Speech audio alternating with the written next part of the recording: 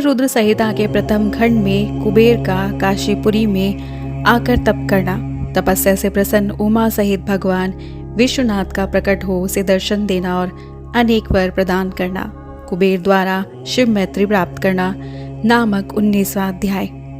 ब्रह्मा जी बोले, पहले के पाद्य कल्प की बात है। मुझे ब्रह्मा के मानस पुत्र पुलस्त से विश्वा का जन्म हुआ और विश्वा के पुत्र वैश्वर्ण कुबेर हुए। उन्होंने पूर्व काल में अत्यंत उग्र तपस्या के द्वारा त्रिनेत्रधारी महादेव की आराधना करके विश्वकर्मा की बनाई हुई इस अलकापुरी का उपभोग किया। इस कल्प के व्यतीत हो जाने पर मेघवाहन कल्प आरंभ हुआ। उस समय वो यज्ञदत्त का पुत्र कुबेर के रूप में अत्यंत कठोर तपस्या करने लगा। दीपदान मात्र से मिलने वाली शिव भक्ति के प्रभाव को जानकर शिव की चित प्रकाशिका काशीपुरी का जाकर अपने चित्तरूपी रत्नमय दीपकों से 11 रुद्रों को उद्बोधित करके अनन्य भक्ति एवं स्नेह से संपन्न हो वो तन्मयता पूर्वक शिव के ध्यान में मग्न होकर निश्चल भाव से बैठ गया। जो शिव से एकता का महान पात्र है, तप रूपी अग्नि से बड़ा हुआ है, काम क्रोध आदि महाविघ्न रूपी पतंगों के आघात से शून्य है, प्राण निरोध रूपी वायु शून्य स्थान में निश्चल भाव से प्रकाशित है, निर्मल दृष्टि के कारण स्वरूप से भी निर्मल है तथा सद्भाव रूपी पुष्पों से पूजित है। ऐसे शिवलिंग की प्रतिष्ठा करके वो तब तक तपस्या में लगा रहा जब तक उसके शरीर में केवल अस्थि और चर्म मात्र ही अवशिष्ट नहीं रह गए। इस प्रकार उसे 10,000 वर्षों तक तपस्या की। तदंतर विशालाक्षी पार्वती देवी के साथ भगवान विश्वनाथ स्वयं प्रसन्न मन से अलकापुरी के स्वामी को देखकर, जो शिवलिंग में मन को एकाग्र करके ठूंठे वृक्ष की भांति स्थिर भाव से बैठे थे, बोले, हे अलकापते, मैं वर देने के लिए उद्यत हूँ, तुम अपने मन की बात कहो। उन तपोनिधि ने जब अपने नेत्रों को खोलकर देखा तो उन्हें उदित हो रहे 1000 किरणों वाले 1000 सूर्य से भी अधिक तेजस्वी श्रीकंठ उमा वल्लभ भगवान चंद्रशेखर अपने सामने दिखाई दिए। उनके तेज से प्रतिहत हुए तेज वाले कुबेर चौंधिया गए और अपनी आंखों को बंद करके वे मन के लिए अगोचर देवेश्वर भगवान शंकर से कहने लगे, हे नाथ, अपने चरणों को देखने के लिए मुझे दृष्टि सामर्थ्य प्रदान करें। हे नाथ, यही वर चाहता हूँ कि मैं आपका साक्षात दर्शन प्राप्त कर सकूं। हे ईश, अन्य वर से क्या लाभ है। हे शशि शेखर, आपको प्रणाम है। उनकी ये बात सुनकर देवादिदेव उमापति ने अपनी हथेली से उसका स्पर्श किया, उन्हें अपने दर्शन की शक्ति प्रदान की।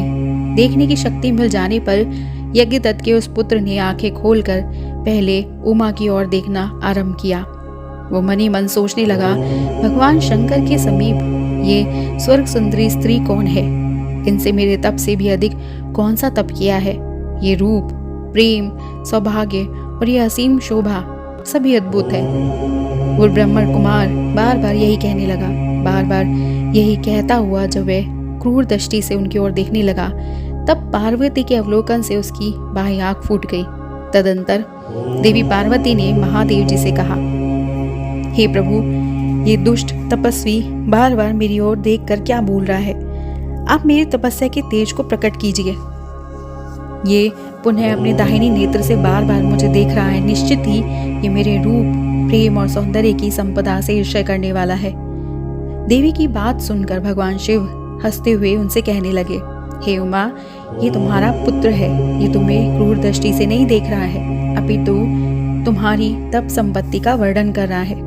देवी से ऐसा कहकर भगवान शिव ने पुनः उस ब्राह्मण कुमार से बोला, हे वत्स, मैं तुम्हारी इस तपस्या से संतुष्ट होकर तुम्हें वर देता हूँ। तुम निधियों के स्वामी हो और गुहा के राजा हो जाओ।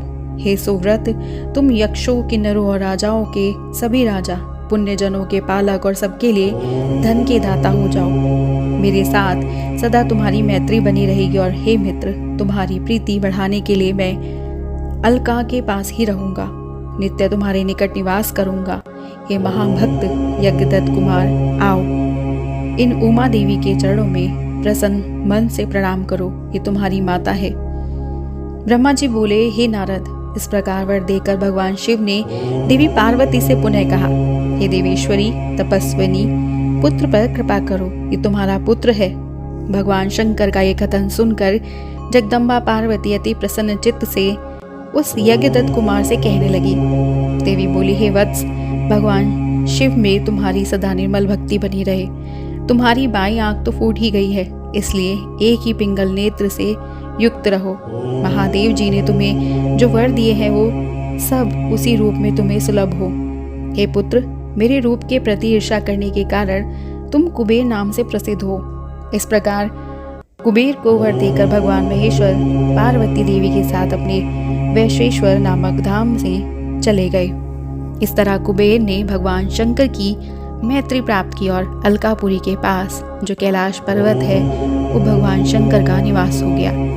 इस प्रकार श्री शिव महापुराण के अंतर्गत द्वितीय रुद्र संहिता के प्रथम खंड में सृष्टि उपाख्यान में कैलाश गमनोपाख्यान में कुबेर की शिव मैत्री का वर्णन नामक 19वां अध्याय पूर्ण हुआ। हमारा अगला अध्याय है भगवान शिव का कैलाश पर्वत पर गमन तथा सृष्टि खंड का उपसंहार नामक 20वां अध्याय। वैसे जानने के लिए सब्सक्राइब कीजिएगा हमारा YouTube channel voice of tales को।